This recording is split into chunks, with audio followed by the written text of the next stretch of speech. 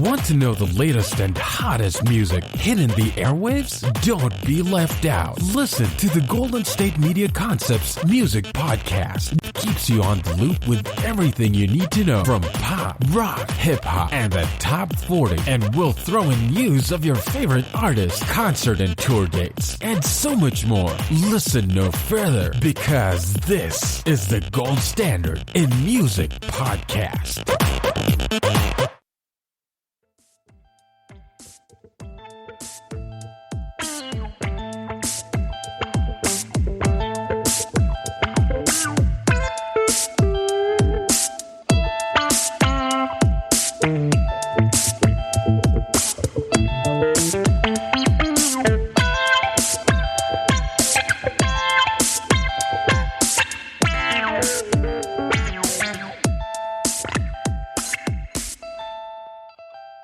What is going on, you beautiful, beautiful people? Thank you for tuning in to the GSMC Music Podcast, brought to you by the GSMC Podcast Network. I am your host, Lillie Holmes. Always remember that is with an I-E, never a Y. Today we're going to talk about a wide range of things. As usual, I'm going to keep you guys busy while you're listening and keep you guys entertained, as always. We're going to start with the top 10 from the YouTube US charts. YouTube, in my opinion, always has a different range of songs and albums compared to what's usually on Spotify, Billboard, iTunes, or any of the other things. We're going to talk about those top 10. We're also going to talk about the best of Selena Gomez. Selena Gomez is one of my favorite artists and also one of the most underrated artists in the music industry. We are also going to talk about the Cheetah Girls. If you don't know who the Cheetah Girls are, I'm going to let you know who they are and why you need to listen to them. And also, last but certainly never, ever, ever least, we're going to talk about the best TV show intros of all time. TV show intros and those theme songs make up half of my playlist, and I'm sure everyone agrees there are some fantastic ones out there that need to be talked about.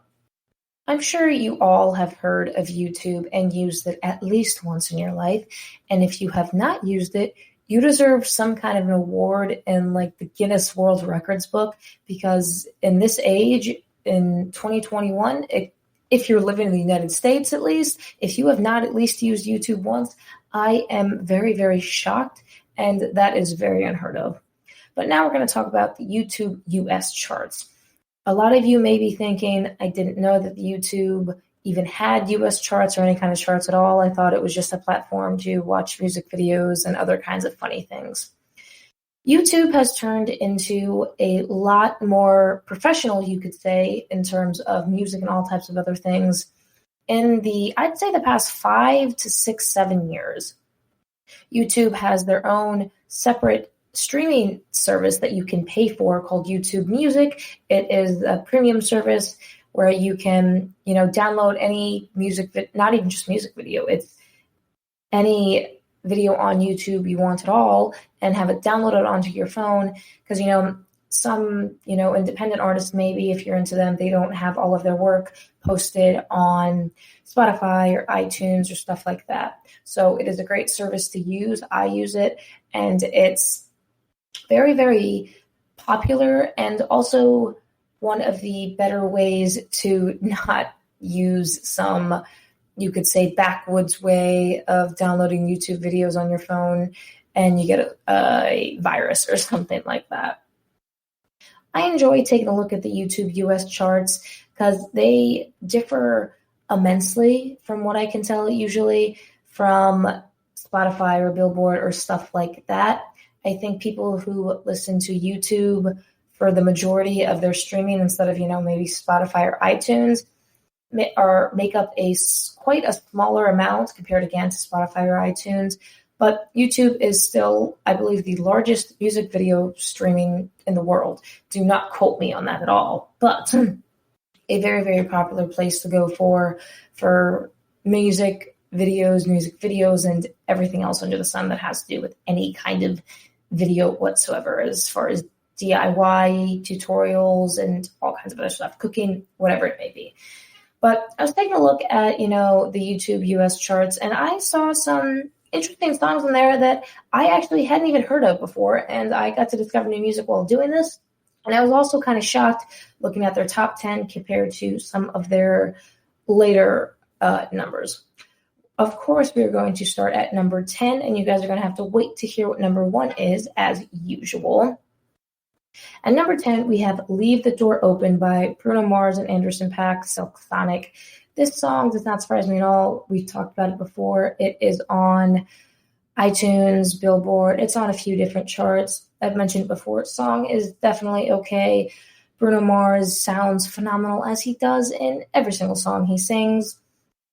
It just really isn't my kind of, I don't want to say my kind of tone or my kind of beat. I just can't get into it. Just not really the pick for me. I still am a little surprised that it is staying on multiple charts, including Billboard, Spotify, and even YouTube.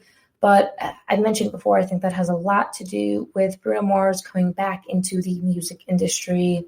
You could say after he took somewhat of a break, wasn't really heard from as much. And people do love his voice because he has a wonderful voice. I mean, he could serenade me to sleep any night. But I think that has a lot to do with it because I still haven't heard it in public or anything like that. So it's definitely popular, but I believe maybe with a niche kind of crowd. At number 9, we have Calling My Phone by Lil TJ featuring 6 Lack. I had never heard this song before looking at the charts, and I thoroughly enjoy it. I added it to my playlist. I really like listening to it. It is, R&B, rap-ish, you could say, and it's slowed down. It really has a good beat to it, so I'm not really surprised that it's in the top 10 for the YouTube US charts. I am a little surprised that it is actually not higher up in the top 10, but we'll get into that as I list the other 8 songs in the top 10. And number 8, we have Up by Cardi B. This is no surprise there. She is on multiple charts, Spotify, Billboard, iTunes, everything. She's killing the game with this song. I like the song. Obviously not one of my favorites to ever exist, but it is a great song. It is catchy, still viral on social media. It's definitely very, very popular. So definitely deserves to be in the US charts and on any charts, period. Number 7, we have No More Parties by Coi Leray. I do not like this song, but Coi Leray has a very unique voice. While listening to it, she went back and forth between a few different octaves, I guess you could say, that if I didn't know any better, I would think 2 different people were singing. So that is, in my opinion, very, very talented. I don't know how she does that, and I'm jealous, but it is awesome. I don't like the song that much. I would say she may be on the charts right now with that song because of how diverse the style is with only one person singing. It's an okay song. I don't like the lyrics to it that much. And as much as I do like the back and forth of, her changing her octaves and how different she sounds, that almost throws me off a little bit. I learned one time that one of the reasons people love music so much is because your brain can almost subconsciously predict the sound the song is going to make next. Even if you don't know anything about music, your brain can still subconsciously do it. And when it makes the sound that your brain wants to hear, it sets off some serotonin, hence why you like that song or certain music. And I really could not predict what was going to happen next in the song. And because I am a controlling person who likes to be able to predict, you could say, the future or just be aware of what's going to happen, that threw me off not knowing where the song was going to go next. So that's a few reasons why I don't like it. It's a good song, and she has a very unique voice, and I am going to look into listening to some of her other music because, again, I really like her voice. Next song, at number 6, we have Track Star by Mooski. This song is okay. I'm hearing a lot of it on TikTok. I'm seeing, a lot of funny TikTok video memes, and when he says she a track star, people are running in really funny ways, or it's like dogs get the zoomies and running around the house. So it's an okay song. I don't necessarily like it. I don't necessarily hate it. I enjoy watching the videos where the song is accompanied. So because it's doing so popular on TikTok and a few other social media platforms, I'm not surprised that it's sitting on, YouTube US charts at all. It's just having so much popularity right now. Next song we have on the list is Back in Blood by Pooh Shiestri featuring Lil Durk. If I botched that name, my apologies. I didn't like the song when listening to it. It was not really pleasing, I guess, to my ear. There wasn't a lot of rhyming, and I guess I do like to hear rhyming when I'm listening to music, so that's one reason I didn't like it. And it just didn't vibe with me, just something I didn't like. I'm sure a lot of you can agree. You can't always explain why you don't like something, and I can't exactly explain why I don't like this, but it's catchy, you could say, and I can see why a lot of people are listening to it.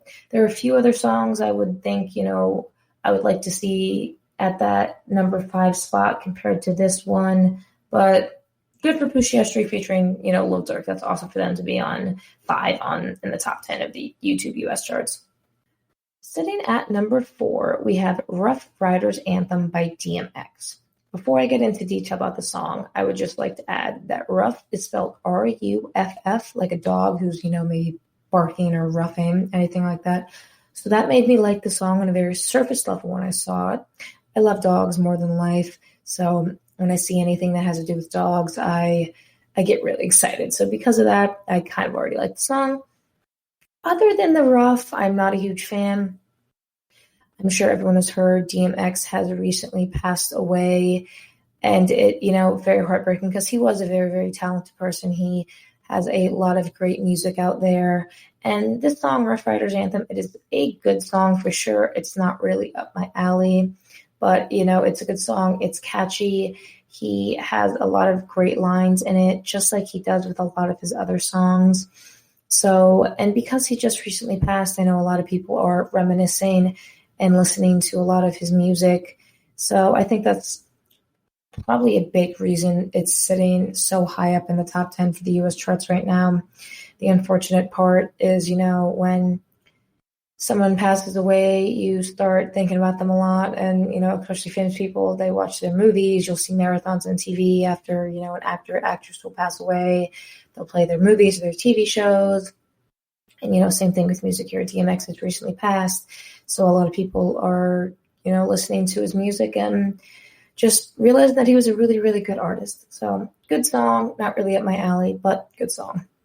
Number 3, we have Kiss Me More by Doja Cat featuring SZA. I'm not sure if that's pronounced Caesar or if it's SZA. I will figure it out for the next time because I've seen that feature on a lot of songs recently, so good for them.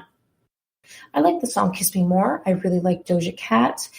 I have not heard the song Kiss Me More anywhere else, so that was another song that when I was looking at the YouTube US charts, I was able to add it to my playlist, and discovering new music is one of my favorite things to do, so that really made me happy. This song is, similar to a few of other Doja Cat songs, but it is still really good. It, very catchy, very pop, and it's not quirky. That's not the word I'm looking for, but you could almost say bubbly, but not exactly bubbly. It's hard to describe it. If you've heard the song, you may know what I'm talking about. But, good song. I like it. I am surprised I haven't heard it in, other places. I mean, it's sitting at 3 on YouTube US charts, so a lot of people are listening to it. Maybe just not, the people I talk to or anything like that. I haven't seen it on TikTok or anywhere else. And as I've mentioned before, I get a lot of my music from TikTok, embarrassingly enough. But so I'm surprised it's not doing better. I haven't seen it on any of the other charts. So odd. I think that as the song may continue to heighten in the future and, reach other achievements. At number 2, we have Montero by Lil Nas X. We've talked about this song before. It has a lot of controversy around it, but take all that out of the picture. It is an okay song. I think it stands for something a little bigger than, as well as it's doing, if that makes sense. Lil Nas X, as a gay man, he really wanted to make a statement with this song and sing about, his personal life and his, love life, because there's not as much representation in songs for gay men out there as he would like it to be. So I like what the song stands for. As I mentioned before, not a huge fan of the song, but it is doing well in so many places. It is sitting at number 2 on YouTube US charts and also the US YouTube global charts as well. Not YouTube US global charts, the YouTube global charts. It's sitting at number 2 on US charts and the global ones for YouTube. So that's really good for Lil Nas X. He is a very, very talented artist in general. So I'm very excited to see what he's going to make in the future. And, you know, how long this song stays on the charts, because it's been on there for a decent amount of time now. And it's holding a pretty hefty number. It's, you know, staying between the top 5 on a lot of charts. So, you know, good for him. At number 5, we have Rap Star by Polo G. I listened to this song, not really up my alley at all. I had never heard the song. I have also never heard of Polo G, but he is clearly big and doing very well for himself, considering he's number 1 on YouTube US charts. So kudos for him. The song just was not really something I liked. It was not, you know, I like rap music, but I would say what I do like about rap, like the kind of rap music I like is it's a niche if I end up liking a rap song. It is not my favorite genre. So, you know, that may be one reason why I don't really like it, because it is a rap song. So that may have something to do with it. I think, you know, the lyrics were good and everything. It's just, it's hard for me to like rap as easy as I like pop. And I think that's because I want to sing along to songs and I have a hard time rapping. So maybe that's why I don't like rap as much. So. There were a few songs that, you know, I was surprised were not in the YouTube US charts top 10. One of those is Peaches by Justin Bieber featuring Daniel Caesar and Given. That is number 20 on the YouTube US charts, and so not in the top 10, but it is number 4 on the YouTube global charts. So I think that's really interesting. And another song I was surprised that is not in the top 10 of the YouTube US charts is Deja Vu by Olivia Rodrigo. This is another hit by Olivia Rodrigo, just like her Driver's License. I think the song's okay. Personally, I'm not a huge fan of it, but it's doing very well in other charts, and a lot of people are talking about it. So I was kind of surprised that it's sitting at 36 on the YouTube US charts, not in the top 10.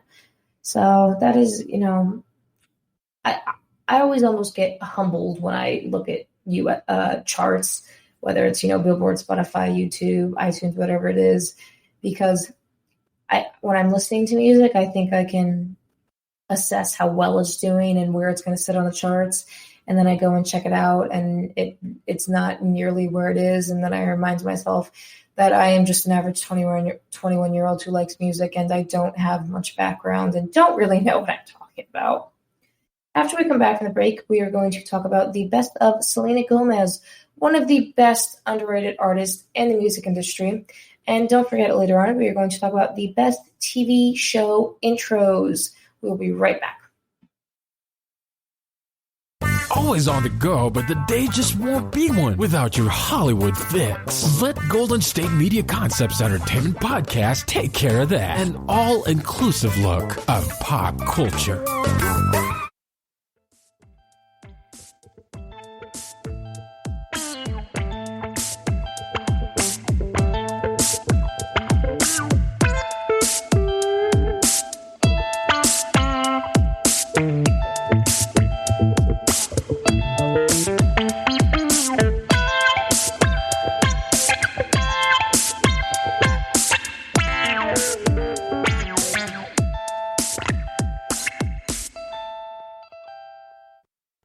Welcome back from the break, everybody. I hope you enjoyed listening to the current YouTube US charts, and hopefully you discovered some new music yourself. Discovering new music is always an awesome thing to do. Now it's time to talk about the best Selena Gomez songs. As I mentioned previously, I believe Selena Gomez is one of the most underrated celebrities and singers in both of her industries. She started out on Barney acting, if a lot of you don't know, and then moved on to Disney and did a bulk of her acting on Disney while she also started doing some music. She did a few other acting gigs outside of Disney, like Spring Breakers and a few other movies. I liked her as an actress, and I also really, really love her as an artist as well. Some of my favorite songs are sung by her, and I'm sure a lot of you may know she, back in, I believe it was 2017, 2018, she had a kidney transplant due to lupus. Her best friend gave her a kidney. When I thought about that, I'm like, wow, my best friends, would they give me a kidney if I needed one? And then I kind of contemplated if I'm friends with the right people for a little bit. No, I'm just kidding. But she is, in my opinion, a celebrity who is really real and raw with a lot of her stuff, and always has been, especially with her music. Obviously with her acting, she doesn't have much of a choice with, how she portrays herself, because she's playing a role 90% of the time. But in her music, the only role she was playing was mostly herself. And I really love that about her. And she stands up for a lot of great things. She, she's won, a few awards with Billboard, American Music, lots of Kids' Choice Awards, Teen Choice Awards, stuff like that. She's never won a Grammy, unfortunately. And her songs haven't done the best on Billboard and other types of charts, but everyone knows who she is. Whether it's her singing, her acting, everyone knows who Selena Gomez is. And she is very popular in South America and Asia and those types of countries and continents more than she is in the United States. I'm going to just list to you guys some of my favorite songs. I only have the top 3 ranked. The rest of them are just what, I came in my head when I was thinking of my favorite Selena Gomez songs. She is one of my favorite artists. She is one of my role models. I think she's just a great person. She has a great voice. And again, she's just real and raw in a lot of her music. And I don't think there's enough of that out there. There's a lot of people who are always, unfortunately, getting told by their labels what they need to sing about and how they need to act. And Selena Gomez has, never really had to do that as much as some other people. So that's one reason I look up to her.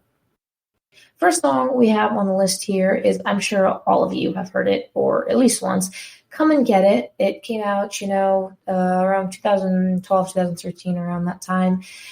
I think it was one of her most popular songs since she really strayed away from Disney. She performed it on multiple award shows. I think it was the American Music Awards or the Billboard Awards, one of those two. I'm not entirely sure. But it was a very popular song. I really like it. I think it was just a song that was a lot more mature compared to what we were used to hearing from her. A lot of you are probably familiar with Selena Gomez and The Scene. That was, kind of her band in between her Disney days and kind of branching out a little bit to outside of Disney. They have, great songs. Some of their songs are in my top songs of all time, but I don't want to say they're immature, but they were a little more catering to a younger audience due to her still being heavily involved with Disney. And at the time I loved them, but as she was growing up, maturing with her voice and her music and her life, so was I. So it was nice to hear a more mature song like Come and Get It when it came out. Next song we have on the list is a more recent one that came out. It came out in July, I believe, of 2020. One of her newer pieces of work, Past Life, featuring Trevor Daniel. If you haven't heard it, it is about two people who, wish they had met in a past life. And, you could say it's a breakup song, not exactly. I like this song. I think Selena Gomez flourishes so much when she has features.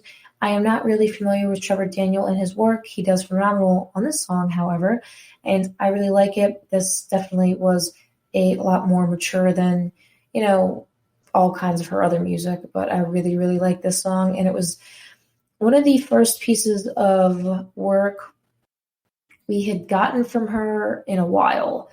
She was on the song Talkie Talkie that was a collaboration with DJ Snake, Ozuna, and Cardi B. I want to say in 2018. But this song was the first one you got to hear a lot of her voice in a while. And as a big, Selena Gomez fan, that was really nice to hear. Next song we have on the list here is Feel Me. This was a song that was with her Revival album, but it was not released officially on the Revival, the studio album, and the studio version only got released about a year ago. She performed it live at her concerts during her Revival tour, and there were a lot of videos online of her singing it. But again, it just recently got officially released within the last year.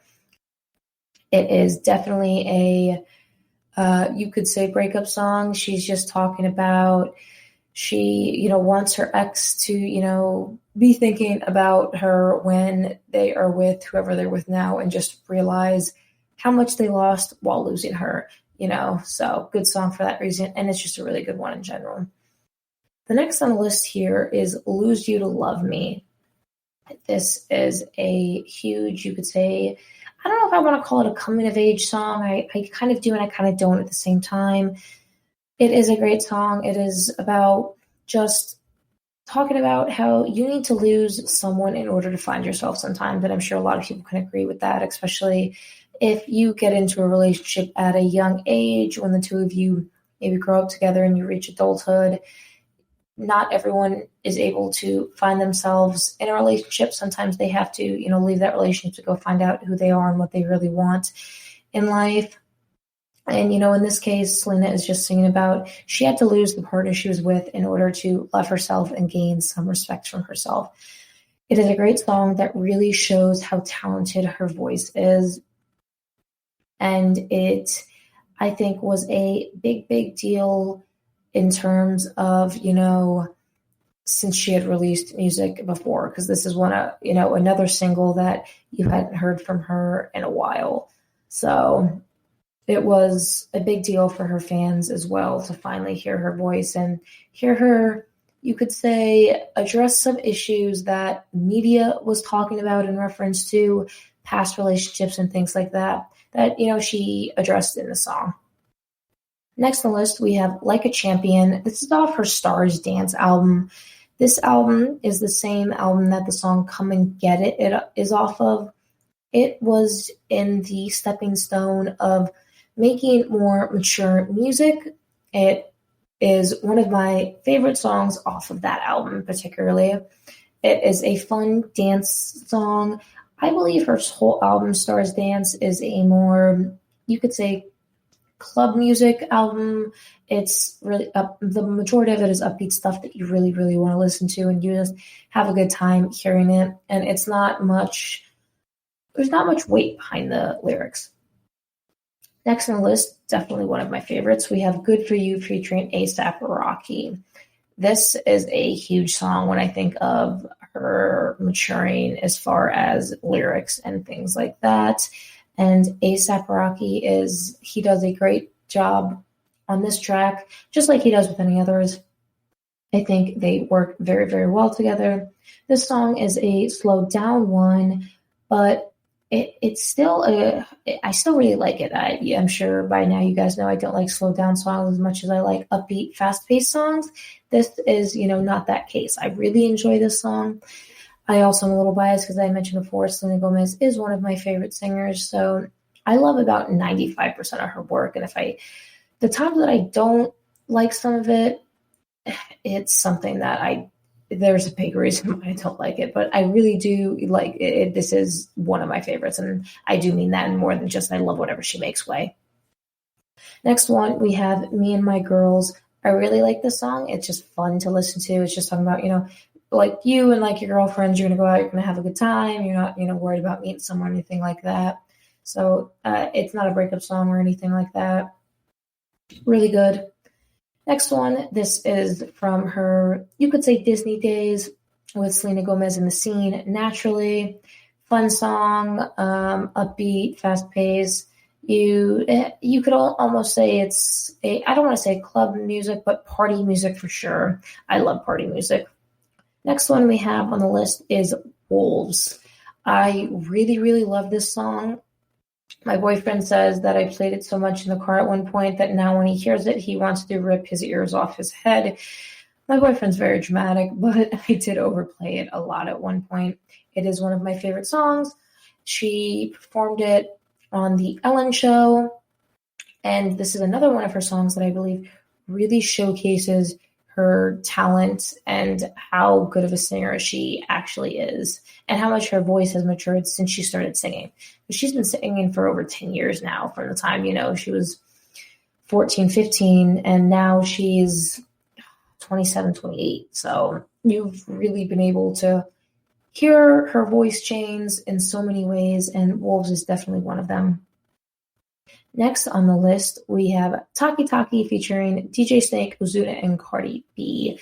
This is a song where Selena actually gets in touch with some of her Latin roots. She does a short part of singing in Spanish here.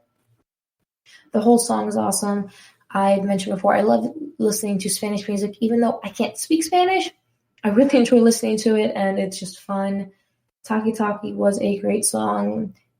DJ Snake, Ozuna, Cardi B, and Selena, they all mesh very, very well together.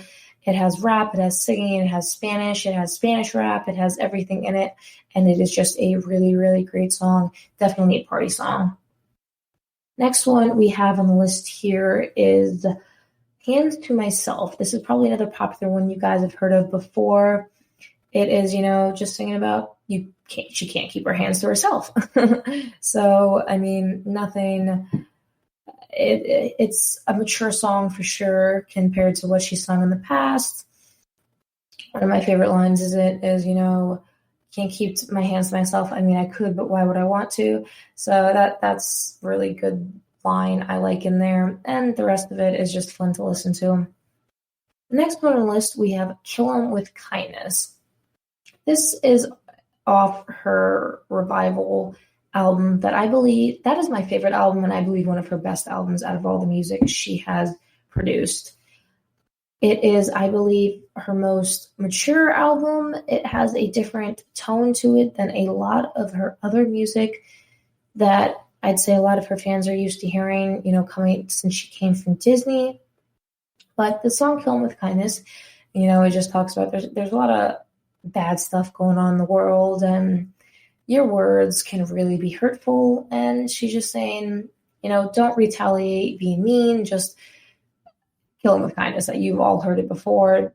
If someone is being mean to you, they're doing it because they want a reaction out of you. And truly reacting with kindness is almost the best thing to do 90% of the time, because it shows you're being a bigger person. There's not a point to be mean and hateful, and that's what this song is about. As I mentioned before, I think Selena Gomez stands for a lot of great things, and she promotes love and happiness, and it's just a really awesome thing, just like this song. I'm going to give you guys my top 3 songs now. Number 3, we have Camouflage. That is off her Revival album as well. This is a breakup song, sad love song. It's really sad to listen to, and it's one of those songs that, whether you've experienced a breakup or not, it makes you feel that upset, empty space in your heart. So that's what I think signifies a good song, if it can really make you feel lyrics, and this really can. She says some things like, I could tell you, but you just probably won't care. She has lines like that in the song. And, it makes you sad, even if you haven't experienced it. One of the lines I like in the song is, she's like, oh, I'm driving down the 405, life's so fragile I could cry. That's a line I really love in the song, because life is really, really fragile. At the end of the day, I feel like a lot of us probably forget it. As I mentioned before, Selena Gomez is just very raw in a lot of her music. So, and hearing raw and real stuff is really necessary for a lot of people who get caught up in what they think life can be like, portrayed from all these celebrities and stuff like that. But Selena Gomez always kind of brings her fans at bay to remind them that she's normal, and she experiences, normal stuff that everyone else does. Number 2, for my favorite out of all her songs is Sober. This is off the Revival album as well. She's just talking about, her partner doesn't know how to love her when they are sober. It's a great song. I can't really explain why I like it. I just really do. I believe for the year 2019 on my Spotify Wrapped, it was my number one most listened to song out of the entire year. And I listen to a lot of music, so that's a lot. I can't really put it in perspective, but just take my word for it. It is a lot. Really like that song. At number one on the list here, we have Who Says. I'm sure everyone has heard that song before. It is from her earlier Disney days, you could say. It gives a great message, and she says, who says you're not pretty? Who says you're not perfect? Who says you're not presidential? All that kind of stuff. It creates a great message for people who, whether you have low self-confidence, you don't believe you can do something, it is just a great song, and it stands for a lot of great things as well. There was one radio interview, they were asking, Selena Gomez, out of like a few different songs, she's like, oh, would she marry this one or kill this one? And she said she'd marry Who Says because it just has such a great message, and it's just a lot of words that people should live by. Selena Gomez, again, is one of the most underrated artists to, ever exist. And I believe she deserves a lot more recognition. Unfortunately, lately, there's been some rumors, and she's mentioning that she may be retiring from music. I really, really hope that it is not the case, because I really love her music and I want to continue to hear what else she has to produce, because I really do love her voice and everything she stands for. After we come back from the break, we're going to talk about the Cheetah Girls, a group that paved the way for Disney singers starting in 2003, 18 years ago. After that, don't forget, we're going to talk about the best TV show intros ever. We'll be right back. Tired of searching the vast jungle of podcasts? Now listen close and hear this out. There's a podcast network that covers just about everything that you've been searching. Hey! The Golden State Media Concepts Podcast Network is here. Nothing less than a podcast bliss with endless hours of podcast coverage. From news, sports, music, fashion, cooking, entertainment, fantasy, football, and so much more. So stop lurking around and go straight out to the Golden State Media Concepts Podcast Network. Guaranteed to fill that podcast itch. Whatever it may be. Visit us at www.gsmcpodcast.com. Follow us on Facebook and Twitter, and download us on iTunes, SoundCloud, and Google Play.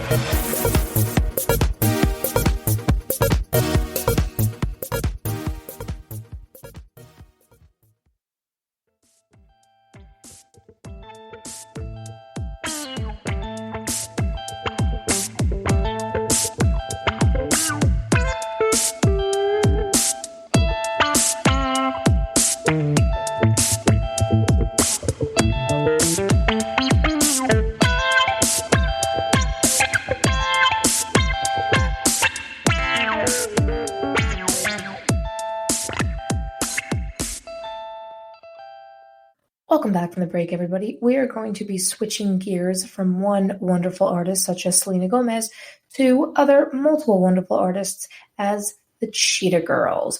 Don't forget, coming up after this, we are also going to talk about the best TV intros of all time. The Cheetah Girls are a group of 4 singers, cut down to 3 at one point, that started out on Disney back in 2003. My 90s babies will definitely know who I'm talking about if they even watched Disney a few times, and even my early 2000s babies. I was born in 99, and I still know who the Cheetah Girls are, even though the first movie came out in 2003.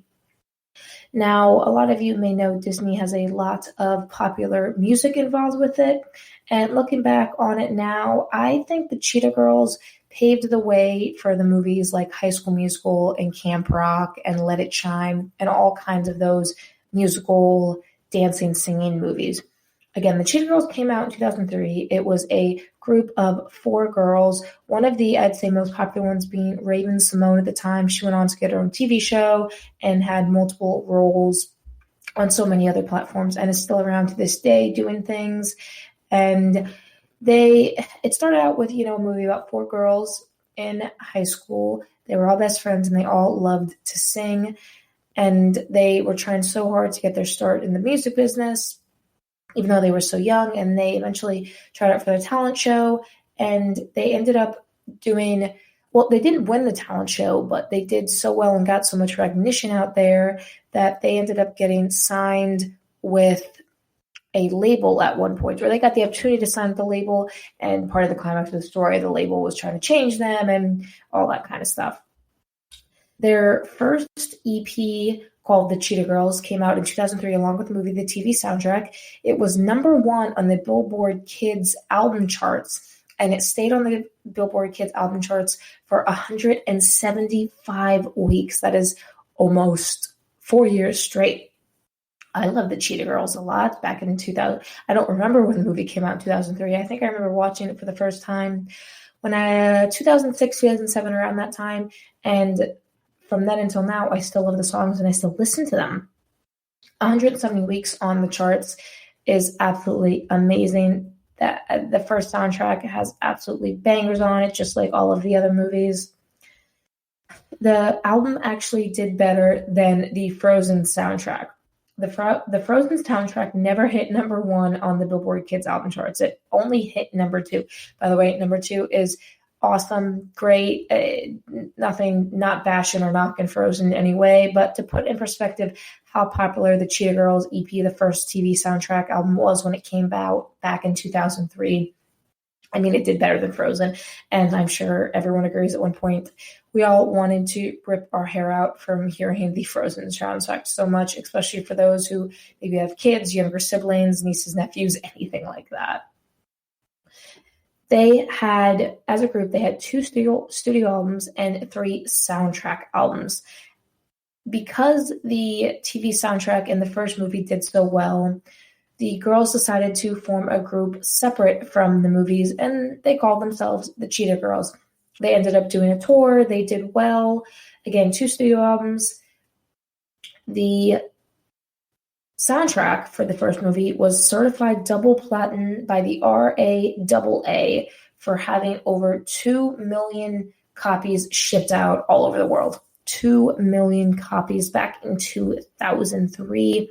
Absolutely phenomenal. I mean, we hear the number 2 million today in terms of maybe streams. We're like, well, that's not that much. It's really easy to stream things. Back in 2003, it was not as easy to stream music as it is nowadays or watch the movies or anything like that.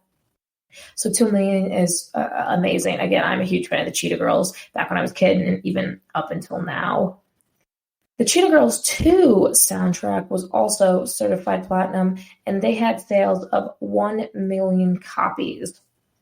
I think the second soundtrack album is probably my favorite. They have the most songs on there that I like to listen to that work well outside of the movie.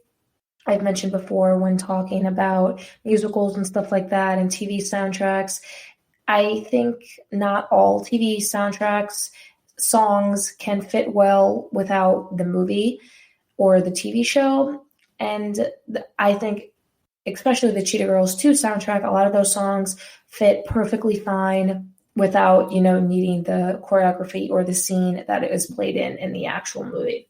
So I think that's a big reason I really like it. And there are a lot of the Cheetah Girls 2 soundtrack is just a lot of upbeat songs and stuff you can dance to. There's a lot of dancing in the second movie. I mentioned before, I really love dancing and I love music. So when they are put together, it is almost always a win for me. Unfortunately, the Cheetah Girls' third soundtrack, Cheetah Girls One World, was their lowest selling soundtrack out of all 3 of them. I have a few, well, not a few, it's really one theory as to why this did not do as well. By the third movie, Raven-Symoné had left the group to pursue other acting deals and other projects she was working on. And we've all kind of seen this trope and heard it before. Groups don't usually do as well when they lose a member, unfortunately. I mean, if you look at NSYNC, Justin Timberlake did very well for himself, but, once he left, the group did not do as well. And even if you look at One Direction, when Zayn left, they still, the four of them, they had an album by themselves, but they broke up not long after, and you could speculate for whatever reason that happened. But I think Raven-Symoné leaving was a big hit on the album, because in the first two movies, Raven-Symoné, aka I'm forgetting her name. I think it's Gabriella Garibaldi. It's not Gabriella. It's Garibaldi or something like that. Anyways, but her leaving was a huge, just a downfall, because she was the leader of the group in both the movies. She was the main character. So taking her out really, really hurt the group, in my opinion. And just like the sales stated, the third movie and the third soundtrack are my least favorite out of all of them. So, it really does, I believe, have so much to do with Raven-Symoné leaving. Let's get into my favorite songs from the albums. The first movie, the original, the Cheetah Girls, I have my favorite starting with Cheetah Sisters. This is about just them saying that they're best friends, they're sisters, they were always going to stick together, just that kind of stuff. A lot of the reasons I like a lot of these songs is nostalgia. They were part of my childhood. I grew up watching them. I admired the girls and the singing and the dancing in the group and everything like that. So that is always going to, be a big reason as to why I enjoy listening to the music. But the song Cheetah Sisters, it's a nice song because, it just talks about you and your closest friends, your sisters, your brothers, whatever. You were always going to have each other's back. You make up a family. They say that, in the song, we make up one big family, even though we don't look the same. I'm sure you heard, the saying, you can't choose your family, but you can choose your friends. So choose wisely, because at the end of the day, your friends do become your family, whether, it's only one friend or a group of friends. So that it has a nice message to it. Next one I have on the list here is Cinderella. I like this song. It's just, pretty basic song for a Disney movie, in my opinion, especially with the movie. They plan to sing it at the talent show, but it never ends up happening. If you've seen the movie, you know why. But it's a great song, just kind of singing about perfect Cinderella moments. Just it's again really basic, up that alley kind of stuff. Next on the list we have Together We Can. This is another uplifting song about the group of girls together. They can do anything. That kind of sort of cheesy stuff. And when you're listening to Disney music or watching Disney movies or TV shows, at the end of the day, it is always going to be cheesy. And there's nothing wrong with stuff being cheesy. I love cheesy stuff, and so do a lot of other people. You got to remember, this is kids' TV. They are trying to, preach good morals and good attitudes and, good ideas to kids at a young age, because they're things that really, really do matter as you're growing up. And, that's kind of what the song Together We Can is about, and kind of what they're going for, at least in my opinion, when listening to it. Next, we're going to get into the Cheetah Girls 2. Like I said, this is my favorite album. It has a decent amount of diversity on it as well. In the movie, if you haven't seen it, they travel to Spain because one of the characters' mother, she is dating a guy and he has family in Spain, and they go to visit and all that. And all of the Cheetah Girls end up going with their families because they want to have this big competition there that if they win, they get a record deal and all that stuff. So they all end up going, and because it's in Spain, there is a Spanish singer there, so there's a Spanish song on the album, and there is a little Spanish part of one of the songs that is in Spanish as well. And I've mentioned before, I really enjoy Spanish music, even though I can't understand it. They just sound so beautiful and wonderful, and Spanish is a love language, and it just sounds so great. But the Cheetah Girls 2 movie has a lot more choreography and dancing in it than any of the others. And a big reason I probably also like it as well is I really want to travel to Spain. Never been there. And, it is my dream to go one day. So watching two of my favorite things, dancing and singing, happen on one of my favorite, movies, is that really helps it too. First one we have on the list here is The Party's Just Begun. This is what the movie opens up with in the beginning of it. It is just a song about they're ready to start the party, kind of just stuff like that. I mean, they've been working hard and they're ready to let go and relax, stuff like that, which is kind of ironic because the rest of the movie, three of the girls want to relax while Raven-Symoné is like, no, we need to work hard, we need to do this, while the other girls, the rest of them are in Spain. Well, they're all in Spain, but the three other girls are trying to really enjoy their vacation and their time there and all that, while Raven is like, we need to really, buckle down and work hard so we can win this contest. So, that's kind of ironic how they're saying the party's just begun. And meanwhile, Raven doesn't want anybody to have any fun in the movie at all. But it's a great song because it's really upbeat and fast-paced, and I really like that. The next one we have on the list here is Strut. This is one of the other songs somewhat in the beginning of the movie as well. When they first get to Spain, they start singing it while they're walking around and they're tired, and they meet this one guy. And it's not a guitar that he's playing. I do not know the specific instrument, but he starts walking around Spain with them while they're singing and they're dancing, and they're in Barcelona. And it's very beautiful as they're walking through, and there's a lot of good choreography, and it gives a lot of visuals while they're singing the song. This is another upbeat song as well. Next one on the list is we have Why Wait. This is sung by Marisol, who is, you could say, the competition in the movie that is going to be in the contest as well. She sings English as well as Spanish in the movie. And she's not really a threat to the girls, but her mom, is pushing her to, be a threat so she can beat them in the contest. She sings this song. So this one isn't sung by the Cheetah Girls, but I really like this one as well. Marisol, I do not know her real name, but in the movie it's Marisol. She has a wonderful voice, and she's very, very talented. If you can't guess by the title, Why Wait? It's just, why wait for what you want? Go ahead, go get it, do what you need to do, chase your dreams, that kind of stuff. The next one we have on the list here is Step Up. This is one of my all-time favorite songs off the album. It is a big dancing song. There is a lot of choreography with the song in the movie. It is just, about step up, take what you want. Not everything comes easy to you, and you've got to really put your best foot forward sometimes and get it done. So that's what it's about. This is an upbeat song as well. And as I mentioned, it has great choreography in the movie as well. Next one we have on the list here is Amigas Cheetahs.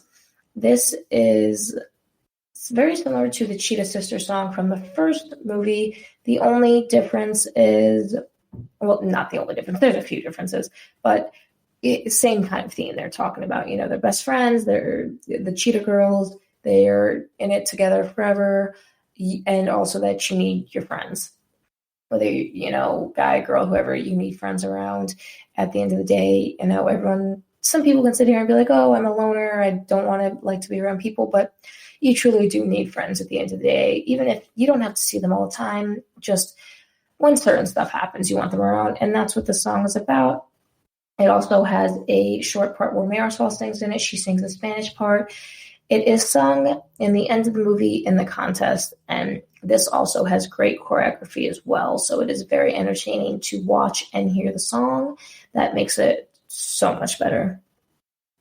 Moving on to the last soundtrack, Cheetah Girls One World.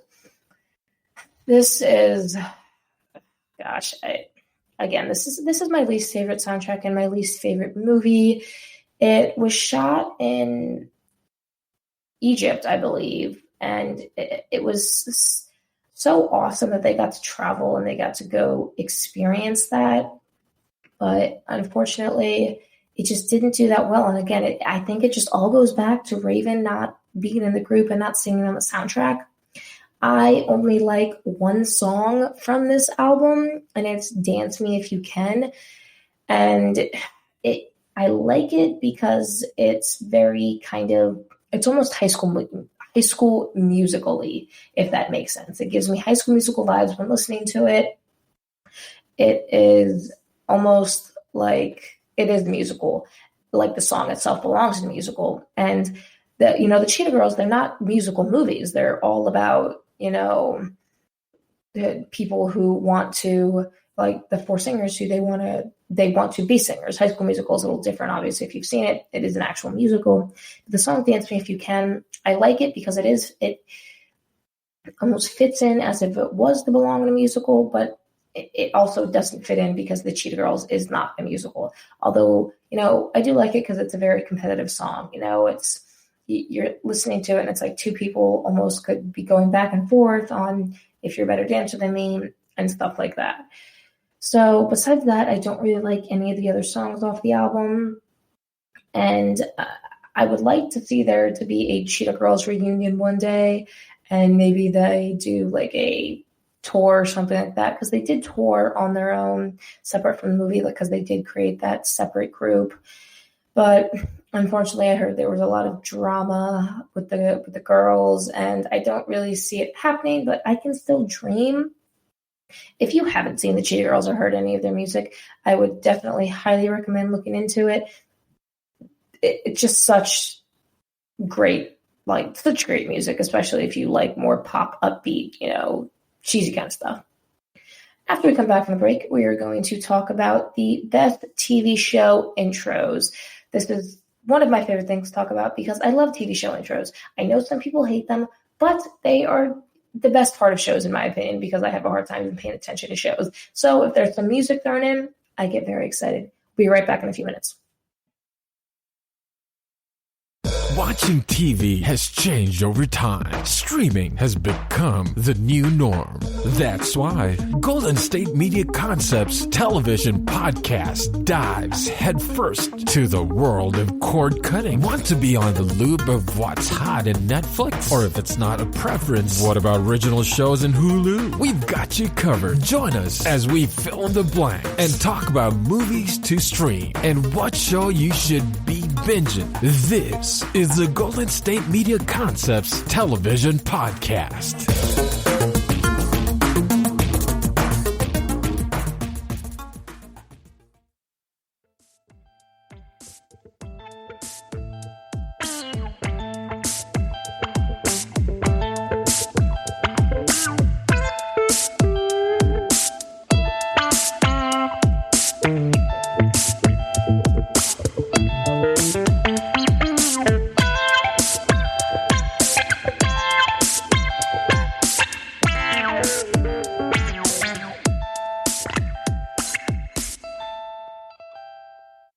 Welcome back, everybody. It is finally time to talk about one of my favorite topics, TV show intros.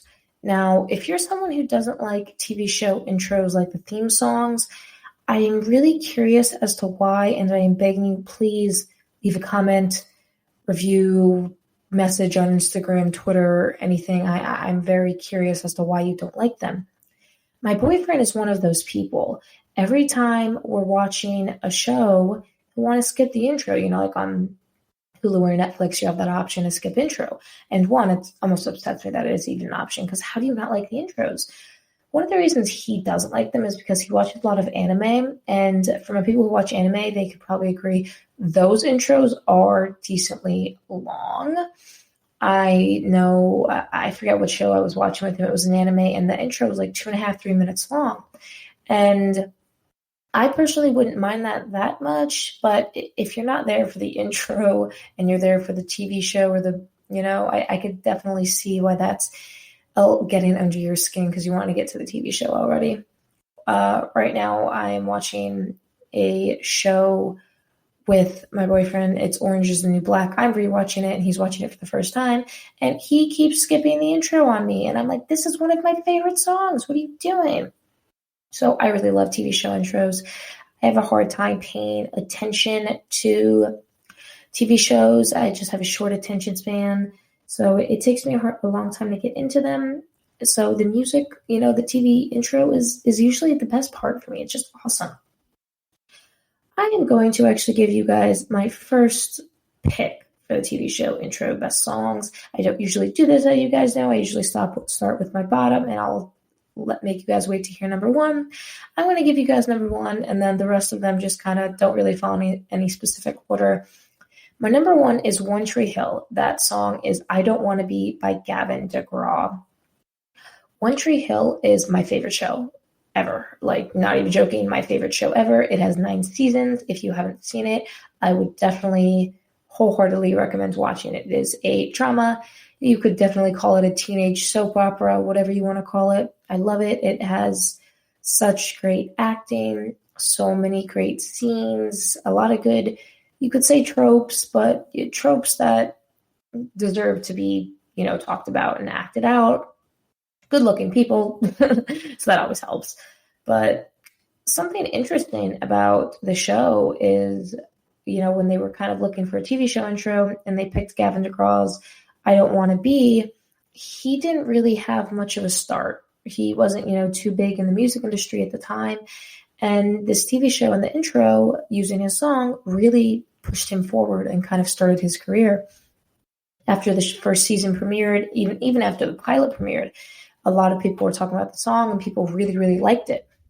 For those of you who have not seen the show, after the pilot and later on in the show, Gavin DeGraw makes a lot of appearances. The show is also decently centralized around music with, Peyton, one of the main characters, being such a music fan. She gets into a lot of music. And, one of the other main characters, Lucas's mom, she, owns a club where she has a lot of live singers and stuff like that. And Gavin DeGraw makes a decent amount of appearances and sings a decent amount of his songs. So this show, a lot of people, he says it himself, and a lot of other people would agree, it really put his music, career into motion than, maybe if he wasn't selected for the TV show intro. So again, it is by far my favorite TV show intro, my favorite song, one of my favorite songs, and one of my favorite TV shows. They just go together so well, and Gavin DeGraw also has a great voice. Next song we have on the list here is one I mentioned a few minutes ago, Orange is the New Black. You've Got Time, sang by Regina Spektor. I love this song. It is long too. I want to say it's maybe a minute and a half. I could be over-exaggerating. I'm not exactly sure, but it's a lot longer than, a lot of TV show intros nowadays, because if a TV show is premiering on TV, they want to get as much TV show, like the actual acting on there as possible. And so they keep the TV show intros kind of, you could say, pretty short nowadays compared to how long they used to be. So this is longer because it is a Netflix original. They have a lot more leeway in how long they can make the intros and songs and stuff like that. I remember every year, because I started watching Orange is the New Black when it first got released on Netflix, and the 7 seasons, and it was a season every year. And watching the first episode of the season when it got released on Netflix and hearing the intro start, it got me so hyped because I love the show and I love the intro, and I was just so excited to watch it. I think the intro is such an important part of the show in many shows, and in this one in particularly because of, the song You've Got Time. And you could take that on in many different interpretations. You've got time as in, you're serving time in prison and, the show is about a bunch of women in prison. Or you could take it as the interpretation of you've got time that you may be in prison and you're serving a few years, but your life isn't exactly over despite, popular belief when it comes to prison and what some people may be feeling when they're in there, that their life is over. So a few different interpretations for the song, and it is just a great song. And Regina Spektor has a great voice as well. So it just fits so well with the song. And the intro, the visual intro, when the song is playing, it's basically just a bunch of faces of everybody. It's nothing else but that, faces, and then credits for the names of, everyone involved in the show. So they both work together very well. Something really, really awesome about the song You've Got Time, it was nominated for the Best Song Written for Visual Media at the 56th Annual Grammys. That was So the 63rd one's just happened. So that was 7 years ago. So was the Grammys for the year of 2014. That is something you don't see as often anymore. So that's really awesome for the song. Let's talk about the Friends intro, I'll Be There For You, sang by the Rembrandts. This is one of the most notable TV show intros, I think, to ever exist, and many, many websites has coined it as the most popular TV show intro. Everyone has heard this song, whether they associate it with Friends or not. I believe almost everyone associates it with Friends. If they don't, I don't know where they heard it from, but I think one of the most popular parts of the intro is, in the song where they clap and everyone kind of follows along to that. I saw a meme. It wasn't even a meme. It was just this girl on Twitter, and she was saying that, her mom was yelling at her because she stayed up until like 4 or 5 in the morning one night. And she's like, how'd you know I was up so late? And mom was like, we heard you clapping along to the Friends theme song every 30 minutes when a new episode would come on. So every time I hear that clap, that's what I think about. The clap is it's a classic, it's awesome. And the song, I'll Be There For You, fits very well with a TV show about friends who are always there for each other. The next song we have on the list here for TV show intros is Full House, Everywhere You Look by Jesse Frederick. This is a very, very good TV show intro. I actually like the remake, or you could say, cover for Fuller House, which is the reboot going on Netflix right now, sung by Carly Rae Jepsen. I like the original and I like the cover by Carly Rae Jepsen as well. They both sing it very well, and it is a great song. It fits with the show really well, just classic family stuff, and that's what Full House is about, and it's uplifting and really fun to listen to and lighthearted, just like Full House is. The next one we have on the list here is Fresh Prince of Bel-Air, sung by none other than the Fresh Prince of Bel-Air, aka Will Smith, along with DJ Jazzy Jeff. I really like when TV show intros are sung by, the main characters. I think that's awesome, and I really think that gives some originality. Fresh Prince of Bel-Air is a classic. Will Smith is a great actor. He's so funny. The show is so funny. And the song is awesome. I mean, everyone knows it to this day. Even Fresh Prince of Bel-Air was a little bit before my time because it came out in the 90s. And again, I wasn't born until 99. But I've seen so many episodes. They still play reruns to this day. Will Smith looks almost exactly the same. That man doesn't age. It is a great lighthearted show. And again, him singing the song just adds so much originality to it, and it makes it even better. Especially because, he's singing, the song is just singing exactly how he got to where he is, and it's just so popular to this day. So it will go down in history as one of the best TV show intros of all time. Next on the list, we have Hannah Montana, Best of Both Worlds, sung by Miley Cyrus, a.k.a. Hannah Montana herself. This is kind of similar with Fresh Prince of Bel-Air. The main actress is singing her own song to her own TV show. This will be a classic in my case because Hannah Montana was one of my favorite shows growing up, and the intro just was so good. I mean, singing about the best of both worlds because, if you've seen the show, Miley, a.k.a. Hannah, she had the best of both worlds. She was, a pop star, also hiding out as a normal teenager.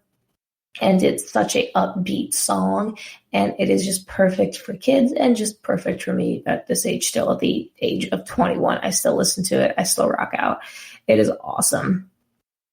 Next on the list, we have Malcolm in the Middle. It is the song Boss of Me, sung by They Might Be Giants. This song fits in with the show so very well. Not only is it just a great song, it's a classic rock one, saying you're not the boss of me and all that stuff. But if you've seen Malcolm in the Middle, it's just about a family, especially 3 boys who are always getting in trouble, 3 brothers. They are always at each other's necks, and they're always doing stuff they're not supposed to be doing and saying, I don't have to listen to you. I don't have to do this, stuff like that. And the song just, it fits in. It just great. It's awesome. So that is one of my favorites. The next on the list, this is one of my favorite TV shows of all time. We have The Nanny. The song is also called The Nanny, and it is sung by Ann Hampton Callaway. Something really interesting about this song is when Fran Drescher was kind of, when she got the role for the show, when they were working on the pilot and they were trying to figure out who was going to sing the song, she went to multiple different writers to, have a big palette of, what she wanted to hear and different talent and stuff like that. And Ann Hampton Callaway had met with Fran Drescher before on, some other projects, stuff like that. And Ann really, really wanted, to be able to sing this song and get the role. So she wrote 2 songs to compete with the other writers to, be able to give Fran Drescher 2 different songs to say, hey, if you don't like this one, I have that one. Are the other writers giving you, this kind of a choice as well? And something she also did to help write the songs was she was working very closely with Fran Drescher, reading the scripts, reading the pilot, so she could really, really understand the character and write a song that just went so well with the character Fran Fine, as long with the storyline and the plot of the TV show. And I think it does. If you have not seen The Nanny, or I'm sure you've heard of Fran Drescher, a lot of people, make fun of her voice, and her real voice doesn't sound like it does in The Nanny, but it's still a little nasally for sure. It will go down in history as some people say one of the most annoying voices ever, but it is truly one of my favorite shows. I like a lot of classic 90s sitcoms, even though they're a little bit before my time. The Nanny is just so awesome. And something really awesome about the song, The Nanny, for the TV show, the intro, it sings exactly, what the story is about. The nanny, Fran Fine, she was working at a bridal shop in Flushing, Queens. Boyfriend kicked her out, and she started selling cosmetics on the street, and then, walked in on this job as an interview for the nanny, took it up, and kids are more happy than ever, and everything is just going great. And that's exactly what the show is about, right? So I think Ann Hampton Callaway did a phenomenal job at really getting to know the character and writing a song for the TV show intro that really portrayed what was going on. And it's so catchy as well. It has a lot of jazz music in it. And it's, even though it was, you could say back in the day because it's the 90s and almost 30 years ago, but for the 90s, it was still a little bit back in the day as far as the theme of the TV show intro and the voice. And Hampton Callaway has a more, I don't want to say older voice, but a definitely more old-fashioned voice for back in the day. And so the theme and the visuals for the TV show intro was, fit that as well, very, very, very well. So one of the best TV show intros of all time, and will also forever go down in history as one of my favorite songs. I don't even know if you could call it a song because it really is only, I want to say a minute and a half long, but it is phenomenal. Next we have on the list is the classic Family Guy. The song is Family Guy, sung by Walter Murphy and his orchestra, and of course the characters sing some parts of it as well. It is really, really catchy. If you are not a fan of Family Guy, well, I'm sorry because I love the show so much, but it is so catchy. And it just represents the show really, really well, because it has each of the main characters singing and dancing in such a funny way. I just love the show. So therefore, the TV show intro being so good makes the show even better. And it fits it, really great. I think sometimes it's hard to make TV show intros line up with a show like Family Guy when there's not any real plot. It's just every episode is something new. It's very rarely there's a part 1, part 2, anything like that. So I think it can be hard to make a TV show intro that fits things because they're constantly coming up with new episodes, but it fits it very well, even though how different things are. And there's not any, you could say, real plot. The last one we have on the list here is a for sure classic. It is Cheers Where Everybody Knows Your Name, sung by Gary Portnoy.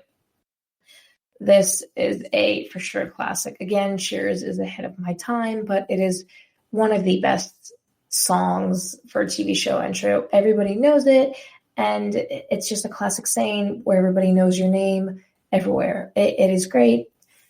According to pastemagazine.com, it has it ranked at number 1 for the top 50, best TV show intros of all time.